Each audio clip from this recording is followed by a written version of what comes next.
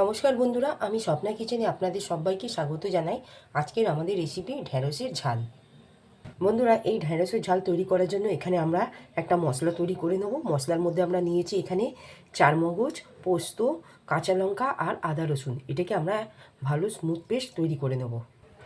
এখানে আমরা একে একে করে মশলাগুলো দিয়ে দেবো। প্রথমে আমরা এখানে টমেটো আর পেঁয়াজ কুচি করে নিয়েছি, দিয়ে দিলাম। হলুদ গুঁড়ো দেবো এখানে 1 চা চামচের মতো। লঙ্কার গুঁড়ো নিয়েছি 1 চামচের মতো। জিরে গুঁড়ো 1 চামচের মতো। এখানে লবণ নিয়েছি 1 চামচের মতো। এখানে মশলার পেস্টটা দিয়ে দিলাম।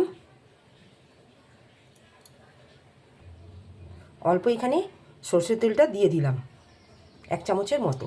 দিয়ে সমস্ত উপকরণগুলোকে ভালো করে আমরা হাত দিয়ে মিশিয়ে নেব।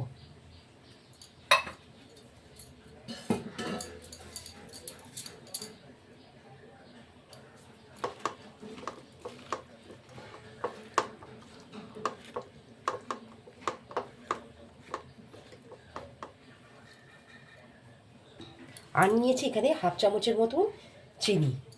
দিয়ে সমস্ত উপকরণ দিয়ে আমরা ভালো করে এখানে মিশিয়ে নিলাম। এখানে আমরা গ্যাসের ফ্লেমের ওপরে কড়াটা বসিয়ে গ্যাসটা প্রথমে আমরা এখানে অন করে নেব। এখানে আমাদের কড়াটা গরম হয়ে গেছে। আমরা এখানে সরষে তেলটা দিয়ে দিলাম।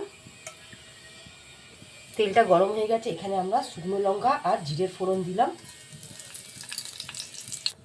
শুকনো লঙ্কা আর জিরের ফোড়নটা ঠিক পুড়ে গেছে। ঠিক এই স্টেজে আমরা এখানে সমস্ত উপকরণগুলো ঢ্যাঁড়সের মধ্যে মাখিয়েছিলাম সেগুলো আমরা দিয়ে দিলাম।